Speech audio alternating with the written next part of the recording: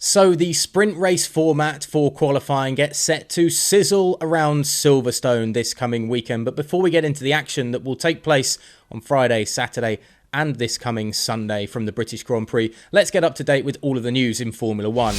McLaren has confirmed that driver Lando Norris was unhurt in an incident that took place at Wembley Stadium after the conclusion of the Euro 2020 final between England and Italy. After attending the Goodwood Festival of Speed and driving Ayrton Senna's McLaren MP45B up the famous hill, Norris travelled to London to witness the England men's team in its first major tournament final since winning the World Cup in 1966. Following the final whistle, Norris posted an image of himself in the terraces with the caption, "Kinda sad, but love you England." In the image, Norris is seen wearing a watch with a blue strap. McLaren revealed on Monday evening this watch, which has a reported value of £40,000, had been taken in an incident that occurred at Wembley. A statement from McLaren read, "McLaren Racing can confirm that Lando Norris was involved in an incident after the Euro 2020 final match at Wembley, during which the watch he was wearing was taken. Thankfully, Lando was unharmed, but he is understandably shaken.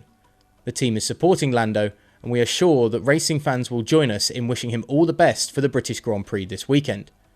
As this is now a police matter, we cannot comment further." The Euro 2020 final, of course, was tarnished by horrific incidents of racism, particularly over social media. England's loss in the Wembley final made headlines on Monday, but for all the wrong reasons, as there were reports of vile abuse directed at a number of players overnight. Instances of racism have been reported, with penalty takers Marcus Rashford, Jadon Sancho and Bukayo Saka the prime targets. Lewis Hamilton earlier commented, "The racial abuse on social media towards our players after yesterday's game is unacceptable. This sort of ignorance has to be stopped. Tolerance and respect for players of colour should not be conditional. Our humanity should not be conditional.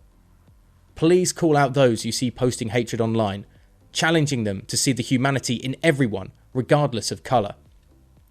And to be honest, a very important message from Lewis Hamilton that everybody across the sports world, the Formula 1 world and just the world in general could really do with taking on board.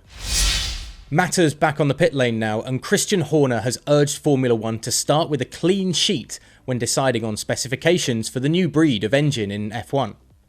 Current and prospective power unit manufacturers met at the Austrian Grand Prix to discuss the pathway for the future regulations set to be brought into the sport in 2025 or the following year in 2026. Red Bull will be an independent engine supplier by that point, having agreed a deal to take over Honda's IP when the Japanese manufacturer withdraws from the sport at the end of this season. Asked if interest for the new units differed from those of a manufacturer, Horner said, "I would say any new manufacturer coming in would be keen to have a clean sheet, I would have thought. You can understand existing manufacturers having invested in these engines wanting to roll over IP into the new engine. But of course, this current engine is extremely expensive, and how do you reduce the cost? At the moment, in all of the discussions I have sat in, it hasn't been achieved, so I think that it is not as easy as just implementing a cost cap, because of course, an engine is much harder to police when combustion applies to many other aspects, especially if you are an OEM-owned team or engine manufacturer in F1. So I think to start with, a clean sheet that can be clearly controlled, that you choke the amount of dyno and rig time that you are allowed, that encourages creativity, but there needs to also be a safety net, that if a manufacturer gets it wrong, that they are able to effectively have the opportunity to catch up.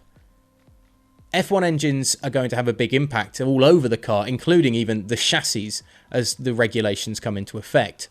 A complication as ever with agreeing to new engine designs is the importance of the units to the overall making of an F1 car, with aerodynamic packaging and chassis design impacted.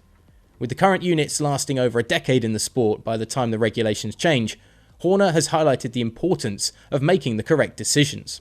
This engine, we are going to be with it for the next 10 years or so.